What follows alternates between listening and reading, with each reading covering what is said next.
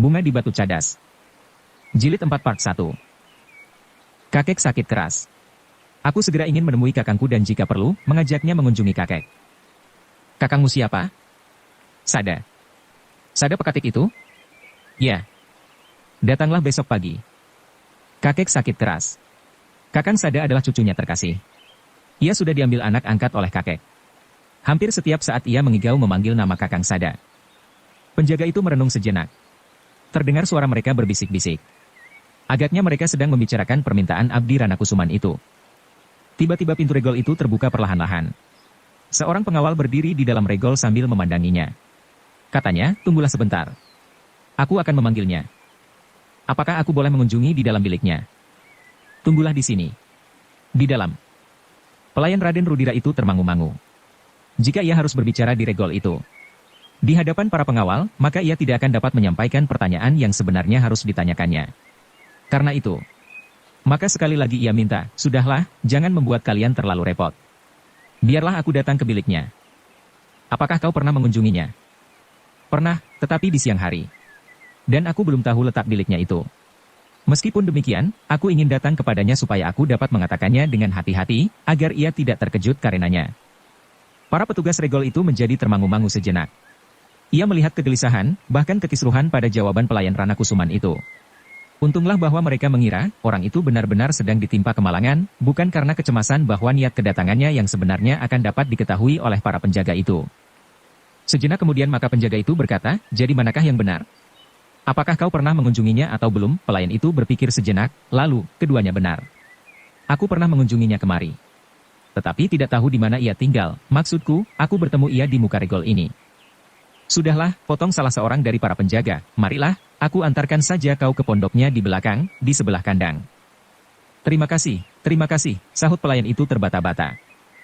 Maka dengan hati yang berdebar-debar ia pun mengikuti penjaga yang membawanya ke belakang. Dekat di sebelah kandang kuda terdapat sebuah pondok kecil. Disitulah kakaknya tinggal bersama istrinya. Sada terkejut ketika pintu rumahnya diketok orang di malam hari. Dengan tergesa-gesa ia bangkit dan melangkah menuju ke pintu. Siapa? Sada bertanya. Aku kakang, Sampir. Hi, Sada semakin terkejut, kau datang di malam begini? Ya, ada perlu yang penting. Ketika terdengar selarak pintu dibuka, maka Sampir pun berkata kepada penjaga yang mengantarkannya, terima kasih. Terima kasih. Orang itu benar-benar kakakku. Penjaga itu mengerutkan keningnya. Tetapi ia tidak mau mencampurinya, sehingga ditinggalkannya Sampir di muka pintu yang kemudian terbuka. Oh, kau diantar oleh penjaga regol itu? Ya. Masuklah. Apakah yang penting? Sampir pun segera melangkah masuk. Sikapnya yang gelisah membuat kakaknya bertanya-tanya. Baru ketika pintu sudah ditutupnya, Sampir berkata, aku datang membawa persoalan yang penting kakang. Kau membuat aku berdebar-debar. Apakah yang penting itu? Kepada para penjaga aku berkata bahwa kakek sakit keras. Kakek? Kakek yang mana? Kakek kita. Hi, Sada mengerutkan keningnya, apakah kau kesurupan? Bukankah kakek sudah meninggal? Itulah. Aku hanya sekedar memberikan alasan, agar aku dapat masuk dan menemui kau. Apa sebenarnya yang penting itu? Sampir menjadi ragu-ragu sejenak. Tetapi kemudian ia berbisik apakah tidak ada orang yang akan mendengar. Aku tidak mengerti, apakah yang akan kau katakan? Aku mendapat perintah dari Raden Rudira. Apa yang harus kau kerjakan? Apakah tidak ada yang mendengar? Ada, mungkin Bakyumu. Ia terbangun juga tadi mendengar pintu diketuk keras-keras. Dan barangkali kuda-kuda di kandang sebelah. Baiklah, Sampir menelan ludahnya, Raden Rudira ingin mengetahui, apakah Pangeran Mangkubumi ada di istana? Di istana Kanjeng Sunan? Tidak. Maksudku di istananya sendiri. Di rumah ini. Bukan di istana Kanjeng Susuhunan. Kenapa? Aku tidak tahu. Tetapi ia sedang digelisahkan oleh wajah yang kembar. Setidak-tidaknya mirip sekali. Aku tidak mengerti, Sampir menarik nafas dalam-dalam. Cobalah, tenangkan sedikit hatimu, supaya kata-katamu tidak bersimpang siur. Apakah ada minum? Ada meskipun dingin. Sada pun kemudian mengambil semangkuk air dan diberikannya kepada adiknya yang gelisah. Setelah menelan seteguk air, dan sekali lagi menarik nafas dalam-dalam, maka ia pun mulai bercerita, apa yang diketahuinya tentang perasaan Raden Rudira yang gelisah. Sada mengangguk-anggukan kepalanya. Katanya, jadi Raden Rudira putra Pangeran Ranakusuma mencari seorang petani yang telah melawannya. Adalah kebetulan sekali bahwa petani itu mirip benar dengan Pangeran Mangkubumi? Ya. Tetapi bukan itu saja. Di pesanggrahan Pangeran Mangkubumi diketemukan pakaian petani yang menurut para pelayan di sana, pakaian itu adalah pakaian Pangeran Mangkubumi. Sada mengangguk-anggukan kepalanya pula. Sambil tersenyum ia kemudian menjawab, memang Pangeran Mangkubumi sering mempergunakan pakaian seorang petani. Itu menjadi kegemarannya. Sampir mengerutkan keningnya. Terbata-bata ia bertanya, jadi petani itu Pangeran Mangkubumi sendiri? Belum tentu. Kapan Raden Rudira melihatnya? Sore tadi. Sore tadi, Sada merenung sejenak, lalu, Pangeran Mangkubumi ada di istana ini. Jadi Pangeran Mangkubumi ada di rumah? Maksudku di istananya. Ya. Sejak beberapa hari Pangeran tidak meninggalkan istananya. Ia baru samadhi di sanggarnya. Kau melihat sendiri? Kudanya ada di kandang. Kalau kau tidak percaya, tunggulah sampai fajar. Hampir setiap fajar, Pangeran Mangkubumi berjalan-jalan mengelilingi halaman Kapangranan ini. Tetapi tadi kau katakan bahwa Pangeran Mangkubumi sedang samadhi di sanggarnya. Ya. Namun setiap pagi Pangeran Mangkubumi turun dari sanggar dan berjalan-jalan mengelilingi halaman. Sampir mengangguk-angguk. Tetapi ia masih ingin meyakinkan, tetapi kau benar-benar melihatnya. Aku yakin. Sebelum aku pergi tidur, aku melihat Pangeran Mangkubumi berada di pendapa sejenak. Tetapi Sampir justru menjadi semakin bingung. Namun kemudian ia berkata, aku akan mengatakannya kepada Raden Rudira. Terserah, kesimpulan apakah yang akan diambilnya. Sada yang melihat adiknya menjadi semakin bingung justru tersenyum sambil berkata, kau jangan ikut menjadi bingung. Banyak rahasia yang tidak diketahui tentang Pangeran Mangkubumi. Tetapi ia adalah seorang pangeran yang baik, yang ramah dan rendah hati. Tetapi pendiriannya keras sekeras besi baja. Ia tidak mudah terpengaruh oleh persoalan-persoalan baru yang tampaknya memikat hati. Sampir mengangguk-angguk. Katakan apa yang kau dengar tentang Pangeran Mangkubumi. Ia ada di istananya malam ini. Jika yang dijumpainya di Sukawati itu juga Pangeran Mangkubumi, maka hal itu pun mungkin pula terjadi. Jadi bagaimana? Apakah Pangeran Mangkubumi bergegas kembali ke dalam Kapangranan? Tidak perlu bergegas. Jika dikehendaki, ia dapat menempuh jarak dari Sukawati ke istana ini dalam sekejap. Mungkin ia berada di Sukawati, dan sekejap kemudian berada di sini. Bagaimana mungkin hal itu terjadi? Apakah kau belum pernah mendengar bahwa Pangeran Mangkubumi memiliki aji sepi angin? Oh. Sada tertawa tertahan melihat wajah adiknya yang tegang. Jangan bingung. Jangan hiraukan tentang sepi angin. Tetapi katakan saja kepada Raden Rudira bahwa Pangeran Mangkubumi ada di rumahnya. Dengan demikian ia akan menjadi tenang. Tidak. Bahkan sebaliknya. Ia pasti akan semakin bernafsu mencari petani itu kembali. Hanya karena ia ragu-ragu bahwa petani yang mirip Pangeran Mangkubumi itu benar-benar Pangeran Mangkubumi itu sendirilah, maka ia tidak berbuat apa-apa dan memerintahkan aku malam-malam begini menemuimu. Sada masih tertawa. Katanya, sudahlah. Jangan kau bicarakan lagi. Apakah kau akan tidur di sini atau kembali? Sebentar fajar akan menyingsing. Sampir menjadi ragu-ragu. Namun kemudian ia berkata, Raden Rudira menunggu aku. Dan aku sudah terlanjur mengatakan kepada para penjaga bahwa kakek sedang sakit. Kau harus menyesuaikan dirimu. Tetapi kakaknya masih saja tertawa, katanya, jangan gelisah. Aku akan mengatakan kepada mereka bahwa kakek memang sakit. Dan aku akan pergi menengoknya. Karena itu, kita berangkat setelah fajar. Sampir merenung sejenak. Tetapi sebelum ia menjawab, terdengar suara seorang perempuan bertanya dari dalam bilik tidurnya, siapa yang sakit? Ia mendengar percakapan kita. Tetapi agaknya hanya yang terakhir. Rupa-rupanya ia tidur terlampau nyenyak, sehingga ia tidak mendengar percakapan kita sebelumnya. Ia tertidur lagi, setelah aku membuka pintu dan tahu bahwa yang datang adalah kau. Sampir mengangguk-anggukan kepalanya, dan suara itu bertanya lagi, siapakah yang sakit, kakek, sahut Sampir. Kakek siapa? Hus, nanti aku beritahu, sahut suaminya. Perempuan itu diam. Tetapi ia tidak keluar dari biliknya. Setelah mereka terdiam sejenak, maka Sampir pun bertanya, jadi kau akan pergi juga? Tentu, bukankah kau sudah mengatakan kalau kakek sakit? Baiklah, jika demikian, biarlah aku menunggu sampai fajar menyingsing. Kakaknya mengangguk-anggukan kepalanya. Tetapi sejenak kemudian ia pun berdiri dan membuka pintu pondoknya. Sambil menengadahkan kepalanya ia berkata, sudah semburat. Apa? Fajar. Aku akan mandi dan minta diri agar pekerjaanku dapat dikerjakan oleh orang lain. Di sini hanya ada 2 pekatik, apalagi kami merangkap juru taman. Sampir tidak menjawab. Kakaknya pun kemudian melangkah keluar membersihkan wajahnya di pakiwan. Ternyata ia tidak mandi sepenuhnya, selain kepalanya dan kaki tangannya. Setelah memberikan pesan secukupnya kepada istrinya, maka ia pun minta diri. Ia akan mengunjungi kakeknya yang sakit seperti yang dikatakan adiknya dan berpesan pula kepada kawannya, mungkin ia lambat kembali. Apakah kau akan pergi sampai tengah hari? Menjelang tengah hari, aku kira aku sudah kembali. Demikianlah keduanya meninggalkan Pondok Sada pada saat fajar menyingsing. Seperti yang sudah terlanjur dikatakan, keduanya kan pergi ke rumah kakeknya yang sedang sakit. Tetapi tiba-tiba langkah mereka terhenti di sudut pendapa. Sesosok bayangan berjalan perlahan-lahan di dalam keremangan fajar. Sambil mengayunkan tongkatnya, orang itu melangkah menyilang dari sudut halaman yang satu ke sudut yang lain. Itulah Pangeran Mangkubumi, desis Sada. Oh, tiba-tiba wajah Sampir menjadi pucat. Dengan serta-merta ia menjatuhkan diri berjongkok ketika orang yang disebut sebagai Pangeran Mangkubumi itu berpaling ke arah mereka. Tetapi Sada tidak berjongkok. Sada hanya menganggukkan kepalanya dalam-dalam. Sampir menjadi semakin berdebar-debar ketika orang itu memperhatikannya dan berkata, kenapa ia berjongkok, barulah Sada sadar, dan segera menarik adiknya berdiri.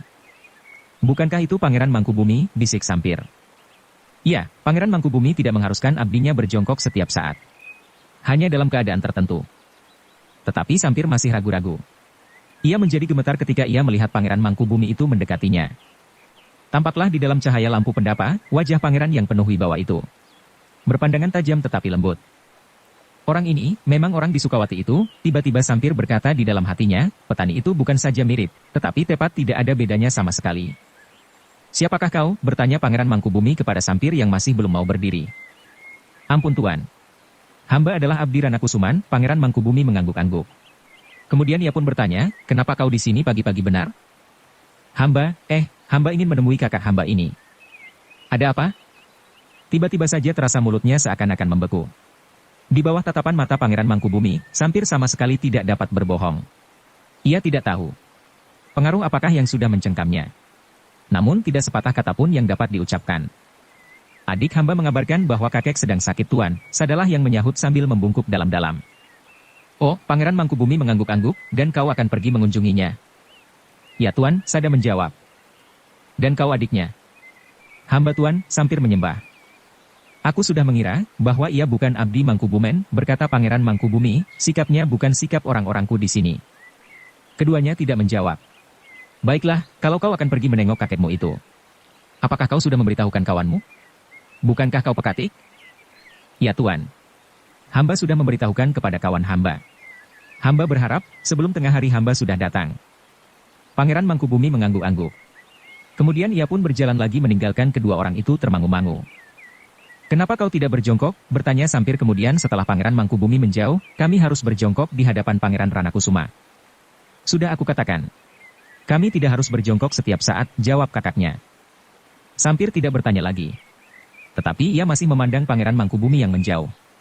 Rasa-rasanya ada sesuatu yang lain padanya dari Pangeran Ranakusuma. Demikianlah keduanya pun kemudian meninggalkan istana Mangkubumen.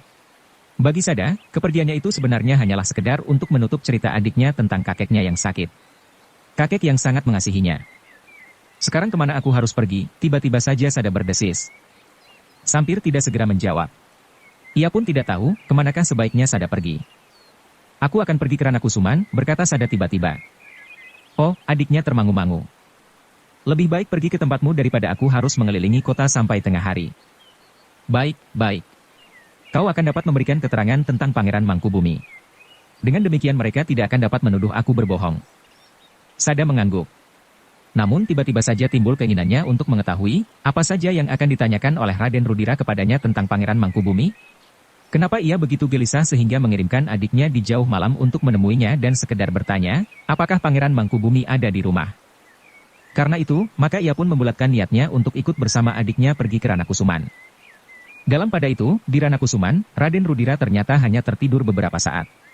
Di pagi-pagi benar ia sudah terbangun dan langsung mencari Sampir. Anak itu belum datang, seorang pelayan memberitahukan kepadanya. Sampai fajar anak itu masih belum datang? Apakah ia mati di pinggir jalan atau dicekik hantu regol Mangkubumen?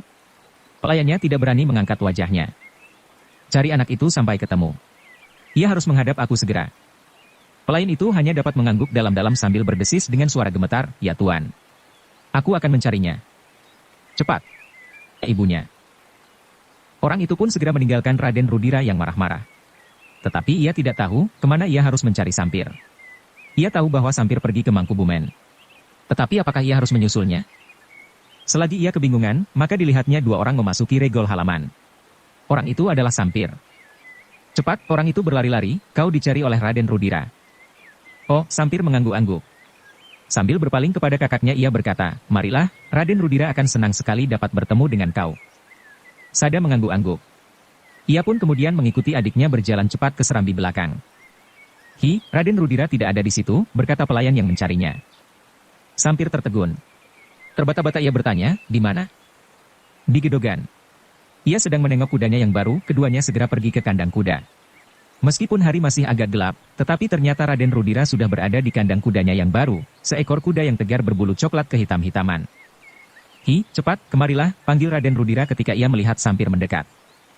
Apakah Ramanda Pangeran ada di istana? Langsung Raden Rudira bertanya. Sampir menganggukkan kepalanya sambil menjawab, ya Raden, Pangeran Mangkubumi ada di istananya. Nah, bukankah aku benar? Laki-laki itu sama sekali tidak ada hubungannya dengan Ramanda Pangeran Mangkubumi. Bodoh sekali, kenapa aku tidak berbuat sesuatu? Tiba-tiba saja Raden Rudira berteriak, Sura, aku tidak memerlukannya lagi, Mandra. Panggil Mandra kemari, pelayannya pun segera berlari-lari memanggil pengawal yang bertubuh raksasa yang bernama Mandra untuk menghadap Raden Rudira. Namun dalam pada itu, sesosok tubuh yang lain berada di balik dinding Gedogan dengan dada yang berdebar-debar. Ia mendengar semua pembicaraan, ia tahu bahwa Raden Rudira sudah tidak memerhatikannya lagi, karena orang itu adalah Sura. Tetapi Sura yang sudah menemukan dirinya, tidak mempedulikannya lagi. Ia sama sekali tidak menyesal, bahwa ia akan dikeluarkan dari istana Ranakusuman, tempat ia bekerja bertahun-tahun. Namun sikap Raden Rudira, semakin lama semakin tidak disukainya. Sura yang berada di belakang dinding itu mendengar derap kaki Mandra berlari-lari. Bahkan dari celah-celah dinding yang tidak rapat, ia melihat orang yang bertubuh tinggi kekar itu dengan tenang datang menghadap Raden Rudira. Sambil menganggukkan kepalanya dalam-dalam ia bertanya, apakah Tuan memanggil aku? Ya. Aku memerlukan kau. Aku selalu siap menjalankan perintah Tuan. Dengar, katanya, petani itu sama sekali tidak ada hubungannya dengan Ramanda Pangeran Mangkubumi. Mandra menjadi bingung mendengarnya. Ia tidak segera mengerti apa yang dikatakan oleh Raden Rudira.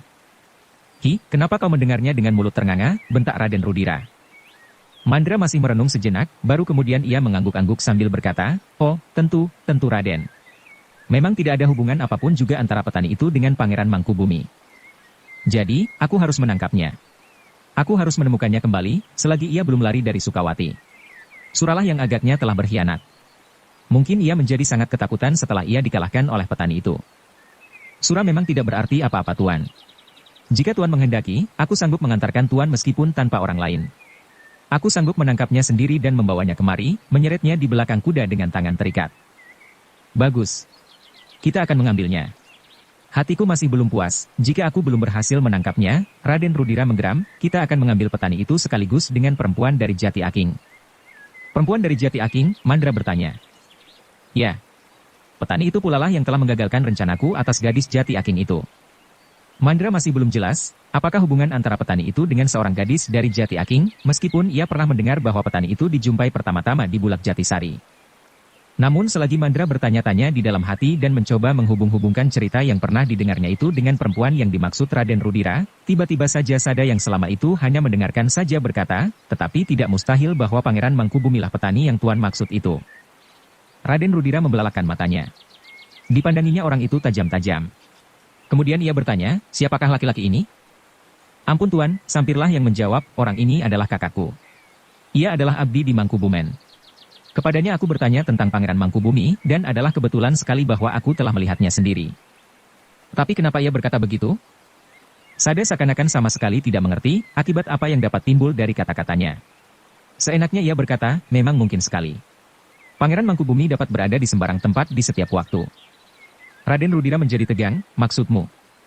Pangeran Mangkubumi mempunyai aji sepi angin. Wajah Raden Rudira menjadi merah. Sejenak ia memandang wajah Sada. Namun sejenak kemudian dipandanginya wajah pelayan-pelayannya yang ada di sekitarnya. Dan ternyata bahwa wajah-wajah itu pun menegang juga. Namun tiba-tiba ia berteriak, bohong. Bohong kau, tetapi masih seenaknya Sada menggeleng, kenapa aku berbohong? Aku hanya memperingatkan Tuan, agar Tuan tidak salah langkah. Dari Sampir aku mendengar bahwa Tuan menjadi ragu-ragu melihat seorang petani yang mirip dengan Pangeran Mangkubumi.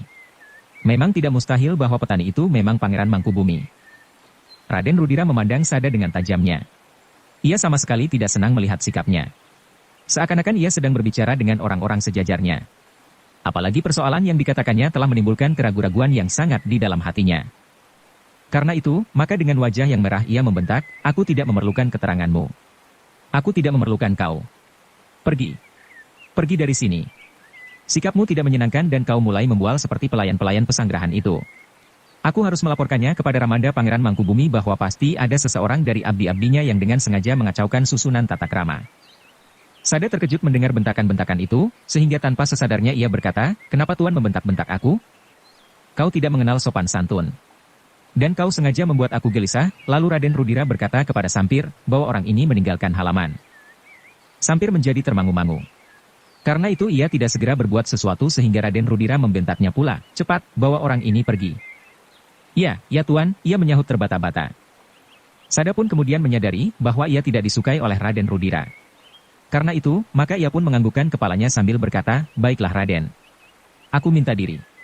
Aku minta maaf bahwa aku berbuat sesuatu yang tidak berkenan di hati Raden. Mungkin hal ini terbawa oleh kebiasaan kami di istana Pangeran Mangkubumi." "Cukup, cukup. Kau tidak usah sesorak sekarang tinggalkan halaman ini." "Baiklah Raden," sahut Sada sambil membungkuk sekali lagi. Demikianlah, Sampir telah membawa kakaknya keluar regol halaman Ranakusuman, sambil minta maaf kepadanya. "Kau tidak apa-apa. Baiklah aku berjalan berkeliling kota sampai menjelang tengah hari, seolah-olah aku sudah menengok kakek yang sedang sakit." Dalam pada itu Raden Rudira benar-benar telah dicengkam kembali oleh keraguan-raguan yang dahsyat. Keterangan Sada membuatnya semakin bingung, sehingga dendam yang tersimpan di dalam dadanya seakan-akan menghentak-hentak tanpa mendapat saluran. Dalam kebingungan dan kebimbangan itulah, tiba-tiba, Raden Rudira mencari sasaran yang paling lunak untuk melepaskan kemarahannya. Katanya kepada Mandra, "Sebentar lagi matahari akan terbit. Jika panasnya mulai menyentuh atap Gandok Kulon, kalian harus sudah siap. Aku akan pergi ke Jati Aking. Aku akan mengambil gadis itu atas perintah Ibunda. Ibunda Ranakusuma memerlukan seorang pelayan untuk menyiapkan tempat sirihnya setiap saat." Perintah itu sebenarnya sangat mengejutkan. Apalagi Sura yang berada di balik dinding dengan gelisah. Jika Rudira masih saja berdiri di situ sampai matahari naik, maka kehadirannya pasti diketahui oleh salah seorang yang ada di sekitar kandang itu. Untunglah bahwa kemudian jatuh perintah Raden Rudira yang mengejutkan itu, sehingga sejenak kemudian Raden Rudira pun meninggalkan kandang itu sambil menggeram, "Aku harus mengambilnya." Tidak seorang pun dapat menentang perintah seorang pangeran. Dan ayahanda lewat ibunda menghendaki gadis itu. Para abdinya yang termangu-mangu itu pun sejenak kemudian telah meninggalkan kandang itu pula meskipun mereka harus menggerutu, tetapi mereka tidak dapat menolak. Betapapun lelahnya, mereka harus segera mempersiapkan diri untuk pergi ke Jatisari. "Mudah-mudahan petani itu tidak kita jumpai lagi di Jatisari," desis salah seorang dari mereka. "Jika benar orang itu Pangeran Mangkubumi yang mempunyai aji sepi angin, tidak mustahil tiba-tiba saja ia sudah berada di padepokan Jati Aking itu," sahut kawannya. Tetapi Pangeran Mangkubumi tidak mengetahui rencana yang tiba-tiba saja meledak karena kemarahan yang tidak tersalurkan. Tindakan ini semata-mata adalah semacam pelepasan yang hampir-hampir tidak dapat dimengerti. Siapa tahu, selain aji sepi angin, Pangeran Mangkubumi juga mempunyai aji Sabta Pangrungu. Ia mendengar setiap pembicaraan yang dikehendakinya. Apakah ia sekarang sedang mendengarkan pembicaraan kita dan pembicaraan Raden Rudira beberapa saat tadi? Mungkin, karena Sampir baru saja meninggalkan istana Pangeran Mangkubumi itu. Pangeran Mangkubumi ingin mengetahui yang akan dilaporkannya kepada Raden Rudira, terasa tengkuk orang itu meremang. Baginya Pangeran Mangkubumi dan petani di Bulak Jatisari itu adalah orang-orang yang menyimpan rahasia yang tidak terpecahkan. Tetapi mereka harus pergi, meskipun mereka tahu bahwa Raden Rudira hanya sekedar ingin melepaskan kemarahan yang bergejolak di hatinya. Ia tentu ingin membuat Raden Juiring menjadi semakin sakit hati karena gadis yang diambilnya itu. "Apakah gadis itu bakal istri Raden Juiring?" bertanya seseorang kepada kawannya. "Siapa yang bilang?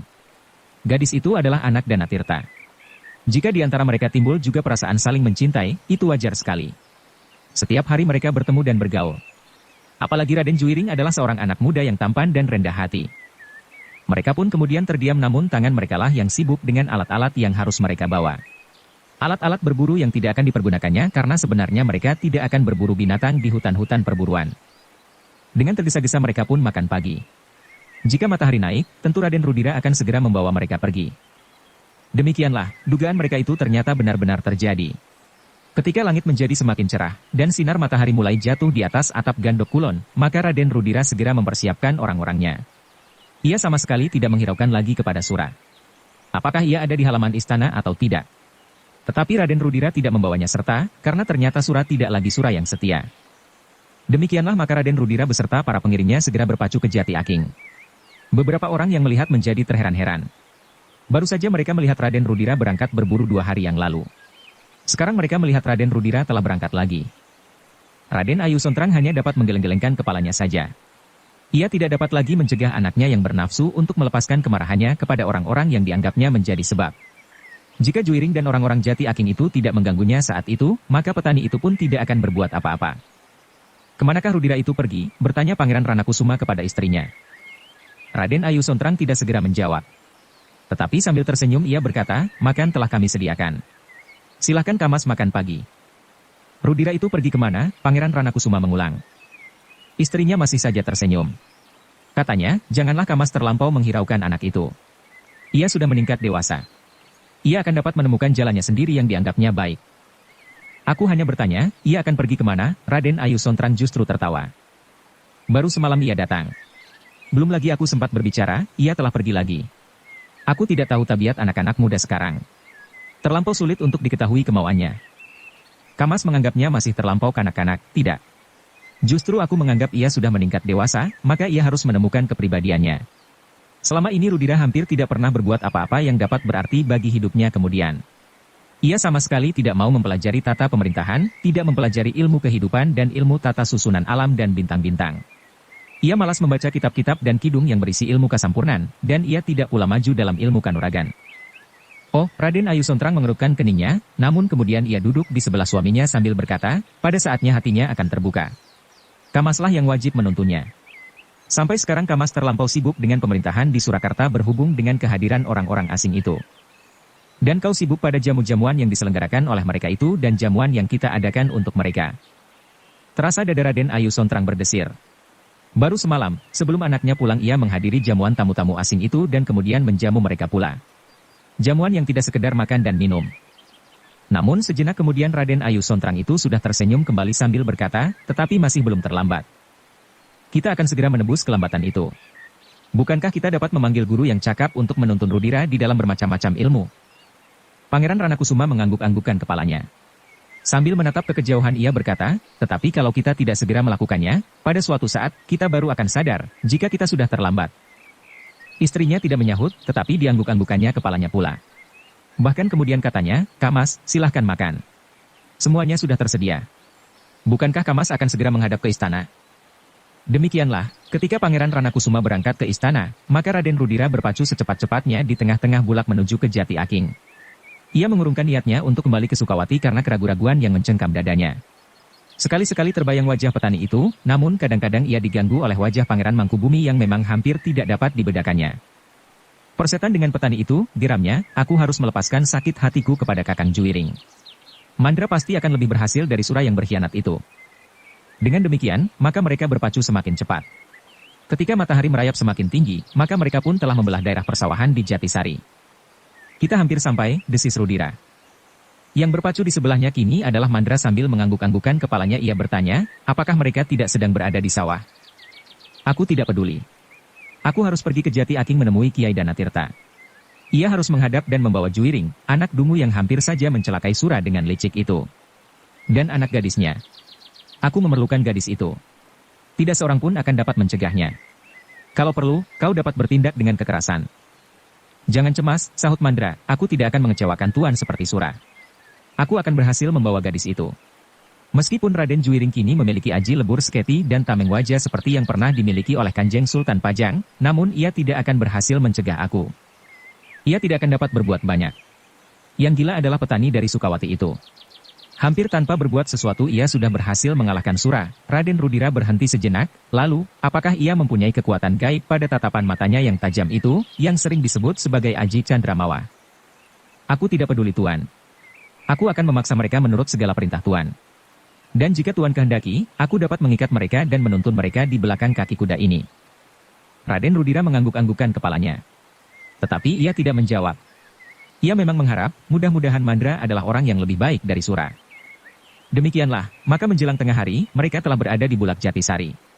Sebentar lagi mereka akan memasuki padepokan Jati Aking, padepokan yang agak terpisah, di luar padukuhan Jatisari meskipun tidak begitu jauh. Apakah kita akan langsung pergi ke padepokan Jati Aking? Bertanya Mandra. Ya. Jika Kakang Juiring dan orang-orang yang kita cari sedang berada di sawah, maka Danatirta harus memanggil mereka, sahut Raden Rudira. Mandra mengangguk-angguk. Namun ia menjadi berdebar-debar. Kali ini ia ingin menunjukkan kemampuannya bertindak melampaui Sura, agar ia benar-benar mendapat tempat untuk menggantikan orang yang dianggapnya sudah terlalu lama menduduki tempat yang paling baik di Ranakusuman. Aku harus mengatasi, Mandra bergumam kepada diri sendiri, jika aku gagal kali ini, maka aku tidak akan berhasil mengusir Sura meskipun Sura sudah berkhianat. Raden Rudira pasti akan mencari orang lain yang setidak-tidaknya tidak lebih jelek dari Sura. Sejenak kemudian, maka iring-iringan itu pun sudah menjadi semakin dekat dengan padepokan Jati Aking. Beberapa orang yang melihat iring-iringan itu menjadi cemas. Mereka masih belum melupakan peristiwa beberapa hari yang lalu di Bulak Jatisari. Beberapa orang yang tidak sempat menyingkir dari jalan yang dilalui Raden Rudira memberikan hormat yang sedalam-dalamnya. Bahkan ada yang menjadi ketakutan dan berjongkok meskipun mereka mengerti bahwa mereka tidak harus berbuat demikian. Raden Rudira tidak mengacuhkan mereka. Tetapi penghormatan yang diterimanya sedikit menawarkan kemarahannya, setelah ia mengalami perlakuan yang menyakitkan hati si Sukawati. Orang-orang Sukawati seakan-akan tidak mengacuhkannya ketika ia lewat. Mereka berdiri saja dengan tangan bersilang di dada. Tetapi ternyata orang-orang Jatisari lebih bersikap sopan. Mereka membungkuk dalam-dalam atau bahkan berjongkok di tepi jalan. Seorang pengiring yang pernah pergi ke Jati Aking diperintahkan oleh Raden Rudira berkuda di paling depan. Kemudian di belakangnya adalah Raden Rudira dan Mandra. Ketika pengiring yang berkuda di paling depan itu berhenti di depan regol padepokan, maka Raden Rudira pun mendahuluinya sambil berkata, "Kita berkuda terus. Tidak ada orang yang berhak melarang." Demikianlah maka sejenak kemudian kuda-kuda itu berderap di halaman padepokan yang bersih gilar-gilar dibayangi oleh sepasang pohon sawo kecik yang sejuk. Ternyata derap kaki-kaki kuda itu telah terdengar oleh para penghuninya, sehingga dengan tergesa-gesa Kiai Danatirta menjengukkan kepalanya lewat pintu depan. Raden Rudira yang sudah berada di depan pendapa melihat kepala yang terjulur di sela-sela pintu itu sehingga dengan serta-merta ia berkata, Aku datang Kiai." Kiai Danatirta pun kemudian muncul dari balik pintu. Dengan berlari-lari kecil ia melintasi pendapa. Dengan hormatnya ia menyambut kedatangan Raden Rudira di tangga pendapa, sementara Raden Rudira masih berada di punggung kudanya. "Silahkan Raden," dengan ramahnya ia mempersilahkan tamunya, "agaknya aku mendapat anugerah tiada taranya, Raden sudi berkunjung ke padepokan ini." Raden Rudira termangu-mangu sejenak. Diedarkannya tatapan matanya ke sekeliling padepokan. Halaman yang bersih dan terawat. Rumputan yang hijau dan pohon-pohon bunga yang tumbuh di sekeliling halaman itu. Beberapa sangkar burung bergantungan di pepohonan yang rindang. Burung dari bermacam-macam jenis. Jenis burung bersiul dan jenis burung mendekur. Di tengah-tengah halaman itu sepasang pohon sawo kecik yang belum tua benar tumbuh dengan rimbunnya, membuat halaman itu semakin sejuk dan segar. Sedang beberapa pohon buah-buahan yang lain bertebaran di sana-sini memenuhi halaman dan kebun padepokan itu. Karena Rudira tidak menjawab, maka sekali lagi Kiai Danatirta mempersilahkan, "Tuan, marilah, silahkan Tuan naik ke pendapa." Seperti kena pesona maka Raden Rudira pun turun dari kudanya diikuti oleh para pengiringnya. Selangkah demi selangkah ia naik tangga pendapa. Demikian juga para pengiringnya. Ternyata di tengah-tengah pendapa itu sudah terbentang beberapa helai tikar yang putih seperti seputih janggut yang tumbuh di dagu Kiai Danatirta meskipun tidak begitu lebat dan panjang. "Silahkan Tuan." Raden Rudira memandang tikar yang terhambar itu sejenak kemudian ia pun bertanya, "Apakah kau tahu bahwa aku akan datang kemari?" Kiai Danatirta tidak menjawab pertanyaan itu, tetapi ia berkata, "Kunjungan Tuan sangat mengejutkan. Tetapi juga membesarkan hati, bahwa padepokan yang kecil ini mendapat juga perhatian Tuan." "Jangan mengada-ada," sahut Raden Rudira, "Kamas Juwiring berada di sini. Bukan untuk sekedar berkunjung. Justru karena ia sudah ada di sini, maka tidak ada lagi yang menarik padanya. Tetapi kedatangan Tuan adalah suatu kehormatan bagiku." Raden Rudira mengangguk-angguk. Ketika ia akan duduk di atas tikar yang sudah terhampar itu, sekali lagi ia bertanya, "Apakah kau tahu, bahwa aku dan pengiringku akan datang?" Seperti tidak mendengar pertanyaan itu Kiai Danatirta mempersilahkan, "Marilah Tuan, silahkan duduk di sini." Biarlah para pengiring duduk di sebelah. Raden Rudira maju beberapa langkah dan duduk di hadapan Kiai Danatirta yang segera duduk pula, di sebelah Mandra. Sementara itu para pengiring Raden Rudira pun telah duduk pula di sebelah tiang tengah, melingkar saling berhadapan. Sejenak mereka saling berpandangan, seakan-akan saling bertanya, apakah yang akan segera terjadi? Dalam pada itu Kiai Danatirta pun bertanya sekedar keselamatan Raden Rudira dan pengiringnya. Dan Rudira pun menjawab acuh tak acuh karena ia tahu, bahwa hal itu hanyalah sekedar kelengkapan adat sopan santun, yang bahkan dirasakan sangat mengganggunya, karena ia tidak segera dapat mengatakan maksudnya. Baru kemudian, Rudira sempat berkata, "Aku datang untuk suatu keperluan yang penting Kiai." Kiai Danatirta mengerutkan keningnya. Sambil mengangguk-angguk ia bertanya, "Silahkan Raden duduk dahulu. Silahkan Raden menikmati hidangan yang akan kami suguhkan. Bukankah Raden tidak tergesa-gesa? Raden dapat tinggal di padepokan ini sehari atau bahkan beberapa hari yang Raden ingini." Sekali-sekali Raden dapat melihat kehidupan pedesaan, sekali-sekali Raden dapat melihat kenyataan hidup petani-petani miskin di daerah Surakarta. Terasa sesuatu berdesir di dada Rudira. Namun dengan demikian ia bahkan menjadi semakin ingin cepat menyampaikan maksudnya. Katanya, aku tidak mempunyai banyak kesempatan. Oh, tetapi tunggulah sebentar Tuan. Kami harus menjamu Tuan meskipun hanya sekedar apa yang ada di padepokan. Aku tidak sempat menunggu. Aku harus segera kembali sebelum ayahanda mencari aku. Bukankah ayahanda Tuan mengetahui bahwa Raden pergi kemari? Ayahandalah yang memerintahkan aku pergi kemari. Kia Danatirta mengerutkan keningnya. Katanya kemudian, apalagi ayahanda Raden sendirilah yang memerintahkan Raden kemari. Tetapi ayahanda berpesan agar aku segera kembali. Kia Danatirta tersenyum. Katanya, silahkan Tuan duduk sejenak. Jangan pergi. Aku akan segera kembali. Tetapi Kiai Danatirta seakan-akan tidak mendengar kata-kata Raden Rudira itu. Ia pun segera beringsut dan meninggalkan tamu-tamunya masuk ke dalam. Bersambung ke jilid 4 part 2. Dukung kami dengan subscribe, follow, like, komen dan share. Terima kasih.